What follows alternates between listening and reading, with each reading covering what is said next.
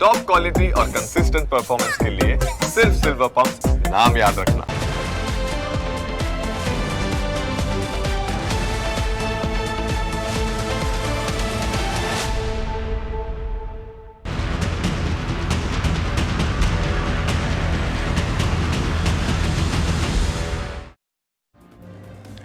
છેલ્લા કેટલાક સમયથી રાજકોટનો અમિત ખૂંટ આપઘાત કેસ ચર્ચામાં છે। હવે આ કેસમાં પીડિતા સગીરાએ કોર્ટમાં મેજિસ્ટ્રેટ સમક્ષ પૂર્વ ધારાસભ્ય જયરાજસિંહ જાડેજા પર ગંભીર આક્ષેપોનો મારો ચલાવ્યો અને તેને લઈને હવે જયરાજસિંહ જાડેજા ફરી એકવાર ચર્ચાનું કેન્દ્ર બન્યા છે। અગાઉ રાજકુમાર જાટ કેસમાં તેમના અને તેમના દીકરા પર ગંભીર આરોપો લાગ્યા હતા।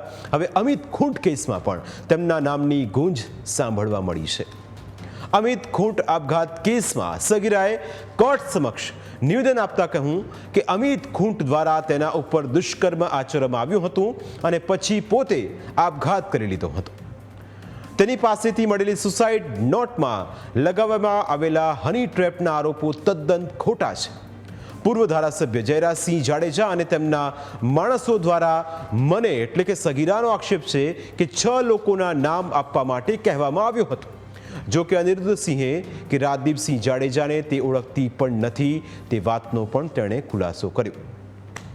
અમિત ખૂંટ મારા પર દુષ્કર્મ આચર્યું અને પછી પોતે આપઘાત કરી લીધો છે। સુસાઇડ નોટમાં લગાવેલા હની ટ્રેપના આરોપો તદ્દન ખોટા છે। મને ખોટી રીતે આરોપી બનાવીને ફસાવી દેવામાં આવી હતી। મને જામીન મળ્યા બાદ ગોંડલના શ્રી હોટલ ખાતે લઈ ગયા હતા। આ સગીરાના શબ્દો છે। હોટલમાં જયરાજસિંહ જાડેજા અને તેના માણસો હતા એવું પણ સગીરાએ પોતાના નિવેદનમાં કહ્યું છે। આ સાથે તેણે પણ કહ્યું કે લાલચ આપી ધમકાવી 6 લોકો વિરુદ્ધ નિવેદન આપવા કહ્યું હતું અને મારા ગામમાં તેના માણસો ગાડીઓ લઈને આવતા હતા। આખરે સગીરાએ શું કહ્યું એ પહેલા સાંભળીએ।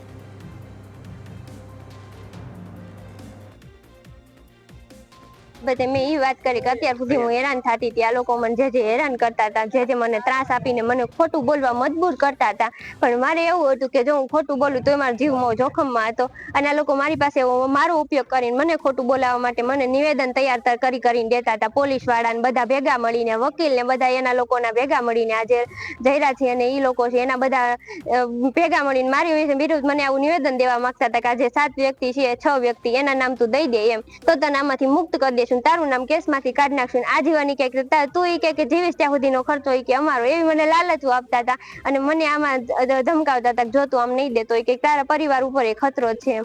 તો મેં કીધું કે વાંધો નહીં, તો હું આ નિવેદન દઈ દઈશ એમ। હું તૈયાર ત્યારે મેં ના પાડેલી હતી કે હું નિવેદન દેવા તૈયાર થઈશ એમ, પણ હું કોઈના નામ નહીં લઉં, કે હું જે સાચું છે એ નિવેદન દઈશ હું કોર્ટ સમક્ષ, ખોટું નિવેદન હું નહીં દઉં। તો એને કીધું કે નહીં, એ રીતનું આ નિવેદન નથી દેવાનું। પછી એને મને આછે તૈયાર કરી નિવેદન દીધું અને એ નિવેદન મને દેવા માટે મજબૂર કરતા હતા। જ્યારે મેં નિવેદન અત્યારે ન આપ્યું અને મેં જે હકીકત હતી એ કોર્ટ સમક્ષ અત્યારે રજૂ કરી દીધી છે। આખા કેસમાં સગીરાના આરોપો ખૂબ જ ગંભીર પ્રકારના છે। જો સગીરાની વાત સાચી હોય તો સવાલ એ થાય કે શા માટે તેને આ પ્રકારનું દબાણ કરવામાં આવતું હતું? એ કયા 6 નામ હતા જેને ફસાવવાનું ષડયંત્ર હતું? આ તમામ સવાલો તપાસનો વિષય બની શકે છે। તેવામાં પીડિતાના વકીલનું આખા ઘટનાક્રમ વિશે શું કહેવું છે એ પણ સાંભળો। સગીરા છે એના ઘરે જયરાજસિંહની ગાડી એમને લેવા જતી હતી, મૂકવા જતી હતી રિમાન્ડ હોમમાંથી। જે એમના વકીલ છે ઇમરાનભાઈ ઇંગ્રોજા, એમણે પણ આ સગીરાને ધાક ધમકી એવી આપેલી હતી કે તું જયરાજસિંહ બાપુ કે એ પ્રમાણે નિવેદન આપી દે તો અમે તને આ કેસમાંથી કાઢી મૂકશું એવી લાલચ આપી હતી, ધાક ધમકી આપી હતી, તારા પરિવારને ગામમાં નહીં રહેવા દઈએ, એ બધી ધાક ધમકી આપેલા હતા। ઘણા બધા જે ગંભીર આરોપ છે આ સગીરાએ લગાવેલા છે। એટલે અમારી ફરિયાદ હતી એ લિમિટેડ હતી, જે પૂજાબેનને જેટલું ખ્યાલ હતી એટલા પૂરતી હતી। એટલે હવે જે આ સગીરા છે એના તરફથી પણ અમે ફરિયાદ અલગથી દાખલ કરવાના છીએ। ઉલ્લેખનીય છે કે 3 મેના રોજ રાજકોટ શહેરમાં મોડેલિંગ ક્ષેત્રે કાર્યરત 17 વર્ષીય સગીરાએ અમિત ખૂંટ નામના યુવાન સામે દુષ્કર્મની ફરિયાદ નોંધાવી હતી। ત્યારબાદ 5 મે 2025ના રોજ દુષ્કર્મના આરોપી અમિત ખૂંટે રીબડા ગામમાં ગળે ફાંસો ખાઈને આત્મહત્યા કરી હતી। ઘટના સ્થળેથી મૃતકની સુસાઇડ નોટ મળી હતી, જેમાં તેણે લખ્યું હતું કે તેને મારવા પાછળ અનિરુદ્ધસિંહ રીબડાનો હાથ છે। રાજદીપ ત્રાસ આપતો અને પૈસા આપીને ખોટી ફરિયાદ કરાવી હતી। કહેવામાં આવી રહ્યું છે કે મૃતક અમિત ગોંડલના પૂર્વ ધારાસભ્ય જયરાજસિંહ જાડેજાનો સમર્થક હતો. આ મામલે અનિરુદ્ધસિંહ અને તેમના દીકરા રાજદીપસિંહ સામે પોલીસ ફરિયાદ નોંધાઈ હતી.